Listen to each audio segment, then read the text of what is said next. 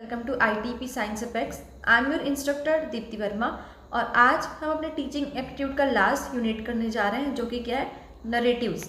Narratives मतलब यहाँ पे आप गांधी जी, अरबिंदो जी और सावित्री बाई या फिर और भी बहुत सारे जो ऐसे हमारे जिन्होंने एजुकेशन के फील्ड में काम किया है, ऐसे फिलोसॉफर्स की थिंकिंग को, उनकी डेफिनेशंस को हम जानेंगे कि उनके लिए एजुकेशन का मतलब क्या था।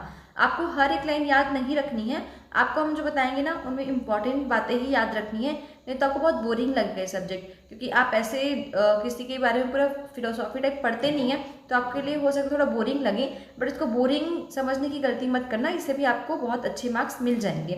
बस हम जैसा आपको पढ़ा रहे हैं आप उस तरीके से पढ़िए, आपको इंटरेस्टिंग भी लगेगा और आपके जो एग्जाम में क्वेश्चन आते हैं आपको उस टाइप के क्वेश्चन भी यहाँ से मिल जाएंगे। ठीक है, तो सबसे पहले हम इसमें ये देखेंगे कि हमें क्या क्या कवर करना है। तो सबसे पहले हमें देखना है श्री अरबिंदो जी के बारे में, हमको पढ़ना है कि उनके लिए एजुकेशन का मतलब क्या था। ठीक है, फिर हम देखेंगे स्वामी विवेकानंद जी, इनके लिए एजुकेशन का मतलब क्या था। फिर महात्मा गांधी ने एजुकेशन के लिए क्या क्या कहा है उसके बारे में जानेंगे। फिर जिद्दू कृष्ण मूर्ति, इनके बारे में भी हमारे सिलेबस में दिया हुआ है, तो इसको भी हमें स्टडी करना पड़ेगा। फिर मोस्ट इम्पॉर्टेंट इस यूनिट से हो जाएगा आपका modern framework NEP 2020 and NCF 2023। तो आप अगर ये चैप्टर आपको बोरिंग जैसा भी लग रहा है ना, फिर भी आप ये वाला जो पोर्शन है वो अच्छे से कर लीजिएगा, यहाँ से आपको क्वेश्चंस देखने को पक्का मिलेंगे। ठीक है, तो लास्ट तक रहिए, हम एक एक करके सारी चीज़ों को डील करेंगे। सो स्टार्ट करते हैं श्री अरबिंदो जी की। तो इनका एजुकेशन का जो व्यू था ना, पर्सपेक्टिव ऑफ व्यू, तो वो कैसा था तो वो कैसा था, इंटीग्रल एजुकेशन। वो कैसा मानते थे कि एजुकेशन जो होती है वो समग्र होना चाहिए। अब उनके समग्र का मतलब क्या था, तो इनका जो कोर कॉन्सेप्ट था ना एजुकेशन का, वो ये बोलता है कि education must account for the entire complexity of human nature. इसका मतलब ये होता है कि जैसे मैं अभी आपको अगर कुछ पढ़ा रही हूँ ना, तो मेरा फोकस सिर्फ और सिर्फ यही है कि आपका एनसेट का एग्ज़ाम निकल जाए। लेकिन एक टीचर, जब आप आगे चल के टीचर बनेंगे और फिर आपको जो फोकस होगा वो मेरी तरह ये नहीं होना चाहिए कि आपका एग्ज़ाम, आपके स्टूडेंट्स का एग्ज़ाम निकल जाए, बल्कि जो आप क्लास में पढ़ाएंगे उसका जो ट्रेडिशन हम जैसे सोचते हैं ना कि पढ़ाई सिलेबस कवर कराना है या फिर एकेडमिक से रिलेटेड आपको चीज़ें स्टूडेंट्स को बतानी है, तो इसको हम एजुकेशन बोल देते थे। पर अरबिंदो जी ने क्या कहा है कि जो हमारा एजुकेशन है वो पूरे के पूरे कॉम्प्लेक्सिटी ऑफ ह्यूमन नेचर पे डिपेंड होना चाहिए, उसको उसके लिए रिस्पॉन्सिबल होना चाहिए। मतलब जैसे कि इमोशनल डेवलपमेंट हो गया, किसी का फिजिकल फिटनेस हो गया, किसी की क्रिएटिविटी हो गई, तो ये सारे क्या various complexities of human nature, तो हमारा एजुकेशन इन सब पर भी फोकस करना चाहिए, तभी उसको हम क्या बोलेंगे, एजुकेशन बोलेंगे। इसी को हम बोलते हैं इंटीग्रल एजुकेशन। तो हमेशा श्री अरबिंदो के नाम से आप एक चीज़ याद रखेंगे कि इन्होंने क्या किया था, इंटीग्रल एजुकेशन को प्रमोट किया था। ठीक है, फिर द टीचर्स रोल, तो टीचर का रोल कैसे होना चाहिए अकॉर्डिंग टू श्री अरबिंदो, ये एक हेल्पर की तरह काम करने चाहिए, एक गाइड की तरह काम करने चाहिए, और नॉट एन इंस्ट्रक्टर और टास्क मास्टर, ये सिर्फ और सिर्फ एक इंस्ट्रक्टर या फिर टास्क मास्टर की तरह एक्ट नहीं करने चाहिए। Business is to suggest not to impose, इनका काम क्या होना चाहिए कि मैं आपको सजेशन दे सकती हूँ कि आपको ऐसा करना है, आपको ऐसा नहीं करना है, मैं आप पे वो चीज़ इम्पोज नहीं कर सकती कि ऐसा मत करो या फिर ऐसा करो, ये एक टीचर का काम नहीं होना चाहिए। ठीक है, फिर मेथडोलॉजी क्या थी इनकी, the free progress system based on subject evaluation by the teacher granting full freedom to students individual growth. मतलब एक स्टूडेंट की इंडिविजुअल ग्रोथ पे आप फोकस करो, ना कि उसको दूसरों से कंपेयर करो करके ग्रेड दो। ठीक है, तो इस स्लाइड में आपको श्री अरबिंदो से इंटीग्रल एजुकेशन के बारे में ही याद रखना है। ठीक है, बोरिंग नहीं है, बस आपको एक एक दो टर्म्स याद रखने हैं, बस दैट्स इट। फिर 5 डोमेन्स ऑफ इंटीग्रल एजुकेशन, तो ये आप याद रख लीजिएगा। पहला है फिजिकल बीइंग, मतलब एक्सरसाइज, डिसिप्लिन, ये सब आ जाएगा। फिर साइकिक बीइंग, मतलब yoga, self awareness. Mental being, cognitive learning. Spiritual being, realisation of self through meditation. फिर वाइटल बीइंग मतलब अपनी जो एस्थेटिक ट्रेनिंग, सिंसियरिटी, ये सब होती है उन पे फोकस करना। तो श्री अरबिंदो इंटीग्रल एजुकेशन, उनके कितने डोमेन्स थे, 5 डोमेन्स थे। कौन कौन से, physical, vital, mental, spiritual and psychic being. ठीक है, तो ये पॉइंट आपको यहाँ तक याद होना चाहिए। ठीक है,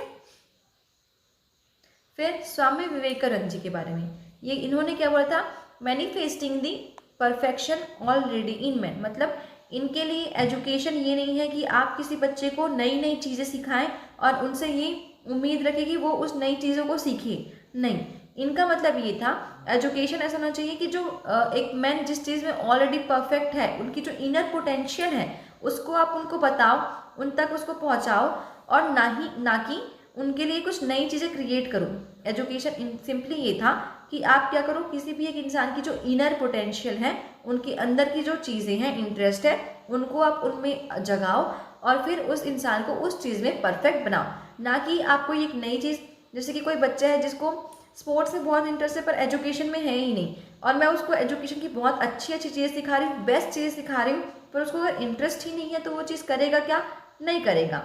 तो मुझे क्या करना है, उसके अंदर की जो इनर पोटेंशियल है, हो सकता है वो बहुत अच्छा स्पोर्ट्स पर्सन बन सकता है, तो मुझे उस पोटेंशियल को उसका क्या करना है, वेक करना है, ठीक है। फिर knowledge within, no knowledge comes from outside, कोई भी नॉलेज हो गया, एजुकेशन हो गया, एक स्टूडेंट के अंदर आउटसाइड से नहीं आता, उसके इनर पोटेंशियल में वो जो करना चाह रहा है, उसका जो इंटरेस्ट है, वही उसका नॉलेज बनता है, ठीक है। फिर the child educates themselves, teacher merely removes the obstacle, जो एक स्टूडेंट होता है ना वो खुद को ही सिखाता है, ऐसा स्वामी विवेकानंद जी ने कहा है। हम जो टीचर्स होते हैं वो बस ऑब्स्टेकल से भी जो हिंडर्स है उनको उस चीज़ को समझने में, उसको क्या कर सकते हैं, दूर कर सकते हैं, ठीक है। फिर unity in diversity, physical and spiritual worlds are one, distinctness is an illusion, ठीक है। तो आपको स्वामी विवेकानंद जी के इसमें इतना ही याद रखना है कि उन्होंने ये बोला है कि आप स्टूडेंट्स को कोई नई चीज़ नहीं सिखाओगे, आप क्या करोगे, उनकी इनर पोटेंशियल को उनको समझाने की कोशिश करोगे, ठीक है। फिर concentration, yoga and universal harmony, तो प्राइमरी मेथड क्या है, कंट्रोलिंग फ्लीटिंग, फ्लीटिंग का मतलब होता है कि जैसे आपको कोई टेम्पररी चीज़ें हैं वो करके खुशी मिलती है, जैसे आपको रोज़ क्लासेस आ रहे हो, फिर एक दिन क्लास बंक करने का मन कर, तो वो टेम्पररी है बंक करना, और उसे जो खुशी मिल रही है ना वो भी आपके लिए टेम्पररी ही रहेगी, ठीक है। तो वैसे टेम्पररी आपकी जो डिज़ायर्स है उनको कंट्रोल करने की कोशिश करना, mental faculties through yoga, concentration and deep meditation. की फोकस एरिया, वैल्यू एजुकेशन पे फोकस किया इन्होंने। फिर वीमेन की एजुकेशन, स्वामी विवेकानंद जी ने वीमेन की एजुकेशन में बहुत फोकस किया है, तो अगर ये पॉइंट भी आता है कि वीमेन एजुकेशन में किसने फोकस किया है और उसमें स्वामी विवेकानंद जी का नाम है तो आप उस पर टिक कर सकते हैं, ठीक है। फिर महात्मा गांधी नई तालीम, तो महात्मा गांधी की नई तालीम, ये आप याद रखें, ये जो बुक करा वगैरह आता है कि उन्होंने किस तरह की शिक्षा को प्रोत्साहन दिया है, तो वो क्या हो जाएगा, नई तालीम, मतलब नई तरह की शिक्षा, ठीक है। द प्रिंसिपल, तो प्रिंसिपल क्या होगा इसका, knowledge and work are not separated, ऐसा कि इन्होंने कहा है, महात्मा गांधी ने कहा है कि नॉलेज और वर्क अलग अलग चीज़ें नहीं हैं। फिर इन्होंने 3 H पे फोकस किया, कौन कौन से, हेड, हार्ट एंड हैंड्स।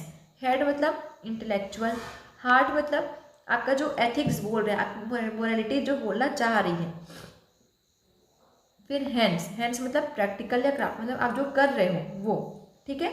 फिर गोल क्या था इनका, स्वदेशी मूवमेंट, मतलब हर चीज़ क्या होनी चाहिए, हमारे देश से ही होनी चाहिए, ये इनका एक गोल था, ठीक है।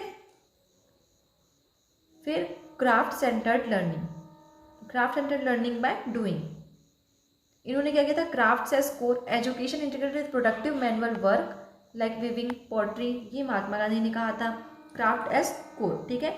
फिर mother tongue, instruction exclusively in the native language to enhance the true comprehension, मतलब अगर स्टूडेंट्स को कोई इंस्ट्रक्शंस दिए जा रहे हैं तो वो किस में होनी चाहिए, उनकी नेटिव लैंग्वेज या मदर टंग में होनी चाहिए, ठीक है। Social equality, eradicating caste and gender discrimination and education customise for rural village, ये किन्होंने कहा है, महात्मा गांधी ने कहा है। तो महात्मा गांधी की 3 चीज़ें आप याद रखेंगे, पहले तो हो गई नई तालीम, फिर क्राफ्ट एज कोर, और उनको जो इंस्ट्रक्शन देने चाहिए वो किस में होगा, मदर टंग में ही होगा, और सोशल इक्वालिटी की बात किन्होंने की है, महात्मा गांधी ने की है, ठीक है। फिर Jido Krishnamurthy on mental independence, तो आपको इसमें सिर्फ इतना ही याद रखना है कि कृष्णमूर्ति का नाम आता है तो आप क्या मार्क करेंगे, मेंटल इंडिपेंडेंस को मार्क करेंगे, ठीक है। तो कोर प्रिंसिपल क्या हो जाएगा, self awareness must take precedence over self expression. फिर absolute neutrality, education should be strictly politically and religiously neutral, ठीक है। Goal, cultivate mental independence and boldness to thrive in love and compassion, avoiding systems that simply mould a person. मतलब ये क्या बोलते थे कि जो हमारा हम कुछ भी एजुकेशन अगर ले रहे हैं तो वो हमारे इंटरेस्ट पे होना चाहिए, हम जैसा चाहते हैं वो वैसा होना चाहिए, ना कि किसी और सांचे में हमको मोल्ड किया जा रहा है वैसा बना देंगे, ठीक है। तो जिद्दू कृष्णमूर्ति ने क्या है, मेंटल इंडिपेंडेंस की बात की है इन एजुकेशन। तो हमने 4 साइंटिस्ट 4 फिलोसोफर्स देखे अभी तक में। तो 4 फिलोसोफर्स कौन थे? श्री अरबिंदो सबसे पहले। तो श्री अरबिंदो ने क्या कहा है, वो उन्होंने इंटीग्रल एजुकेशन पे फोकस किया है। फिर स्वामी विवेकानंद जी ने क्या कहा है कि जो एजुकेशन होता है वो कोई नई चीज़ को हम स्टूडेंट्स को नहीं सिखा सकते, वो उनकी इनर पोटेंशियल से ही हमको सिखाना होगा। फिर महात्मा गांधी ने क्या कहा है, उन्होंने स्वदेशी पे फोकस किया है और उन्होंने कहा कि जो एजुकेशन है वो हमारे वर्क के साथ होती है, ये दोनों क्या है, एक दूसरे से सेपरेट नहीं होते। और उन्होंने क्राफ्ट को एज अ कोर बताया है, वीविंग हो गई, स्टिचिंग हो गई, तो इन सबको उन्होंने क्राफ्ट के रूप में बताया है इन एजुकेशन। फिर दूसरा था कि हमें जो इंस्ट्रक्शंस होंगे, तो इंस्ट्रक्शंस किस में होने चाहिए, हमेशा वो हमारी मदर टंग में या फिर नेटिव लैंग्वेज में ही होना चाहिए, अकॉर्डिंग टू महात्मा गांधी। फिर उन्होंने सोशल इक्वालिटी इन एजुकेशन की भी बात कही है। तो ये 3 पॉइंट आप महात्मा गांधी के लिए याद रखेंगे। और नई तालीम वर्ड किससे रिलेटेड है, महात्मा गांधी से ही रिलेटेड है, इस पर क्वेश्चन शायद आया भी है एक बार, तो वो पॉइंट आप याद रखेंगे, ठीक है। फिर जिद्दू कृष्णमूर्ति के बारे में हमने क्या देखा, ये मेंटल इंडिपेंडेंस की बात करते थे, ठीक है। तो यहाँ से आपके फिलोसोफर्स की बातें खत्म हुई। अब हम पढ़ेंगे मॉडर्न जो एजुकेशन सिस्टम था उसके बारे में। तो सबसे पहले आपको पता होना चाहिए कि जो NEP है उसके अकॉर्डिंग हमारा एग्जाम फोकस कैसा हो गया है, 5 + 3 + 3 + 4। पहले क्या था, 10 + 2। 10 + 2 में क्या था, 10th मतलब आपकी जो फर्स्ट से लेके 10th तक की क्लासेस थी उसको हम 10 में रखते थे। और 2 किस में आता था, 2 मतलब आपका जो 11th और 12th है वो 10 + 2 के सिस्टम पहले बना हुआ था, ठीक है। पर अब हमने क्या कर दिया, उसको चेंज करके 5 + 3 + 3 + 4। तो ये जो 5 है ना, ये आपकी नर्सरी और फिर प्री प्राइमरी की जो 2 क्लासेस होती है उनको मिला के तो कितने हो गए, nursery, pre primary 1 and pre primary 2। कितने क्लासेस हो गए, 3 class, first class and second class. अब कितने हो गए, 5। तो हम ये जो 5 जो है ना वो किस में आता है हमारे, ये 5 में आएगा, ठीक है। फिर सेकेंड के बाद कौन सी क्लास आ जाएगी, 3rd, 4th, 5th।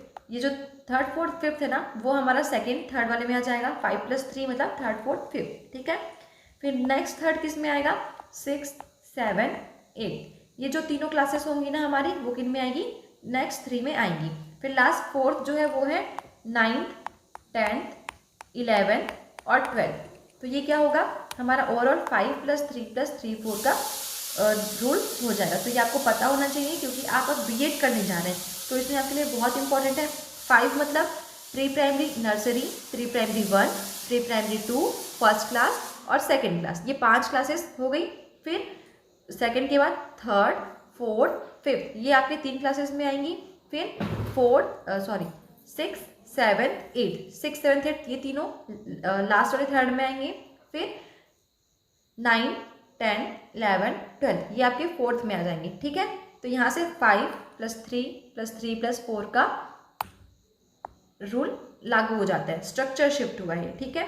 और इसको हम क्या बोलेंगे, 5 वाला जो है, जो प्री प्राइमरी नर्सरी से लेके जो सेकेंड क्लास तक है अप टू सेकेंड, तो इसको हम बोलते हैं फाउंडेशनल क्लासेस। फिर सेकेंड के बाद 3rd, 4th, 5th वाला जो है उसको हम क्या बोलेंगे, प्रेपरेटरी। फिर 6th, 7th, 8th को हम क्या बोलेंगे, मिडिल स्कूल। और फिर सेकेंडरी में क्या आएंगी, सेकेंडरी क्लासेस में आपकी 9, 10, 11, 12। और यहाँ से 10 + 2 का जो सिस्टम था उसको हमने हटा दिया है पूरी तरीके से, ठीक है। अब आप टीचर भी बनेंगे ITP के थ्रू, तो इसी तरीके से बनेंगे। अगर आपको इसके बारे में और जानना है कि आप सेकेंडरी के टीचर बन सकते हैं, मिडिल और ये जो फंक्शन है वो कैसा है, तो आप कमेंट कर सकते हैं, हम आपके लिए इस पर भी एक वीडियो बना देंगे ताकि आपको कोर्स से रिलेटेड कोई भी डाउट ना रहे, ठीक है। फिर अर्ली फोकस में क्या होगा, universal foundation literacy and numeracy by grade 3, मतलब ग्रेड 3 तक आपको नंबर्स की जो आइडेंटिफिकेशन है, लिटरेचर की चीज़ें हैं वो आ जानी चाहिए। फिर लैंग्वेज, NEP का एक बहुत बड़ा ये भी रूल है कि आपके पास आप क्या होनी चाहिए, हमने त्रिभाषा सूत्र लाया है। मतलब एक क्या होगी आपकी हमारी जो लैंग्वेज है वो इंग्लिश हो जाएगी, एक हिंदी होगी, और इन दोनों के अलावा आपको थर्ड लैंग्वेज सिस्टम भी रखना है, जो कि क्या होगा आपका मदर टंग हुआ। क्यों? क्योंकि जो छोटे बच्चे होते हैं ना, उनको अपनी मदर टंग में इंस्ट्रक्शन बहुत अच्छे से समझ आते हैं। जैसे महात्मा गांधी ने भी कहा था कि हमको इंस्ट्रक्शन किन में मिलना चाहिए, हमारे मदर टंग में मिलना चाहिए, ताकि वो क्या कर सके, हमें ट्रू तरीके से कॉम्प्रीहेंड कर सके। इसीलिए ग्रेड 5 तक आप 3 भाषा, मतलब जो हमारी जो मेन भाषा होगी ग्रेड 5 तक, वो क्या होगी, आपकी मदर टंग होगी। ठीक है, तो ये हो जाएगा 3। अभी तक हमें 3 टॉपिक्स डिस्कस कर लिया अबाउट NEP 2020। फिर vocational education start at class 6। आप जब जैसे ही 6th क्लास में जाओगे, फिर वहाँ से वोकेशनल इंटीग्रेशन स्टार्ट हो जाएगा। ठीक है, फिर higher education multidisciplinary approach with flexible multiple entry exit options, target gross enrolment rate by 50%। मतलब 2035 तक NEP 2020 में ये बोला गया है कि हमारा जो कॉलेजेस वाले जो सेक्शंस हैं, हायर एजुकेशन हम उनको बोलेंगे, तो वहाँ पे 50% एनरोलमेंट रेट होना चाहिए।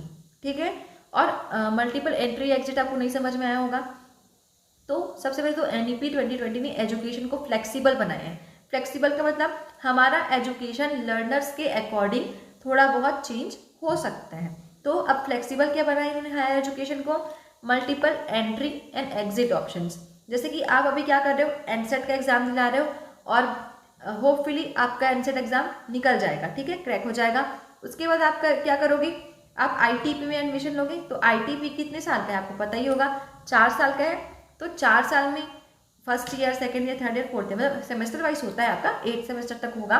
तो आप क्या कर सकते हो, ड्यू टू सम रीजन्स, अगर आपको बैकआउट करना है किसी भी रीजन से, पर्सनल रीजन हो गया, तो आप क्या करोगे, अगर आप 2 साल में वहाँ से निकलते हो तो आपको डिप्लोमा की डिग्री दे सकते हैं। ये बहुत सारी जगह पे अलाउड नहीं है, बट क्योंकि हमारे NEP में आया, अभी तक ये इम्प्लीकेबल नहीं हो पाया डिप्लोमा वाला।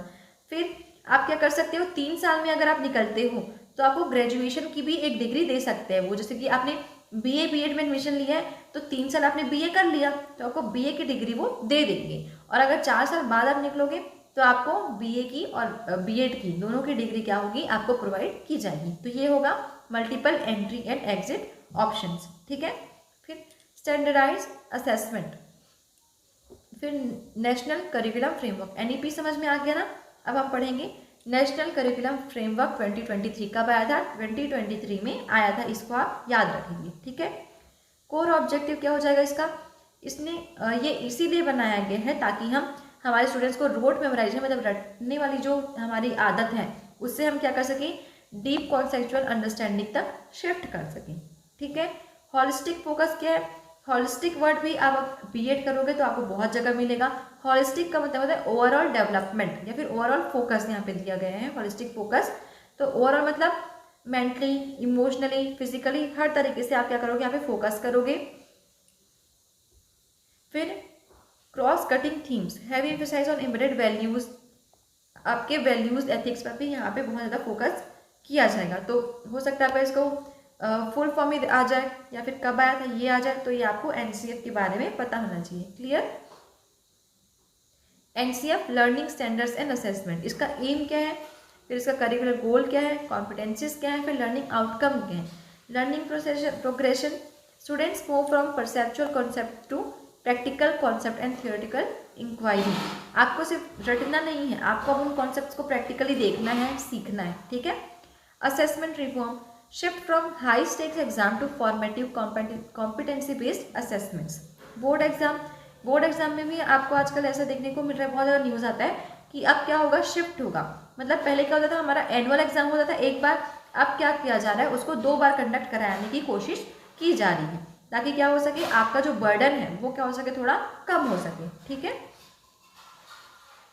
सो हम अब एक बार सारा रिकैप कर लेते हैं। तो औरबिंदो जो ने क्या कहा था, श्री औरबिंदो, उन्होंने क्या कहा था, इंटीग्रल अप्रोच, इंटीग्रल एजुकेशन को एम्फेसाइज किया। उसने 5 टाइप ऑफ डोमेन्स भी उन्होंने स्टडी कराया। ठीक है, फिर विवेकानंद, इन्होंने क्या कहा है, मैन मेकिंग या perfection with in the individual, इन्होंने फोकस किया है। कोई नई चीज़ नहीं सिखानी है, जो इंडिविजुअल के अंदर है उसको हमें क्या करना है, जागृत करना है। ठीक है, फिर गांधी जी ने नाई तालीम के बारे में बताया है, और उनके जो 3H है, हेड, हार्ट एंड हैंड्स, उनके बारे में फोकस किया है। फिर क्राफ्ट एंड मदर टंग के बारे में भी गांधी जी ने हमें बताया है। कृष्णमूर्ति ने ये मेंटल एजुकेशन या मेंटल डिपेंडेंस थे, मेंटल इंडिपेंडेंस से फोकस थे, self awareness over expression and mental boldness, ठीक है। फिर एनईपी में पहला पॉइंट हमने क्या देखा था कि 10+2 को हटा के 5+3+3+4 सिस्टम में शिफ्ट कर दिया गया है। फिर वोकेशनल ग्रेड कहाँ से स्टार्ट हो जाएगा, 6th क्लास से स्टार्ट हो जाएगा। फिर बोर्ड एग्जाम क्या होंगे, 2 टाइम्स कंडक्ट करा सकते हैं, ये एनसीएफ में लिखा गया था। एनसीएफ का फुल फॉर्म याद कर लीजिएगा, एनसीएफ कब आया था वो याद कर लीजिएगा। तो ये हमारा आज का लेक्चर है और ये हमारा टीचिंग एप्टीट्यूड के एनसीईटी का जो सिलेबस है उसके अकॉर्डिंग ये लास्ट यूनिट था। अब आप चाहते हैं कि हम आपको और प्रैक्टिस कराएं, आपकी प्रैक्टिस के लिए अगर हम और क्वेश्चंस लाएं तो हम वो भी करेंगे। आप कमेंट करके बताइए कि अगर आपको एक्स्ट्रा में और कुछ भी चाहिए तो हम आपके लिए वो भी करने को रेडी हैं। So please do let us know in the comment section. और अगर आपको वीडियो अच्छा लगा हो तो चैनल को सब्सक्राइब कर लीजिएगा और लाइक कर लीजिएगा। Thank you.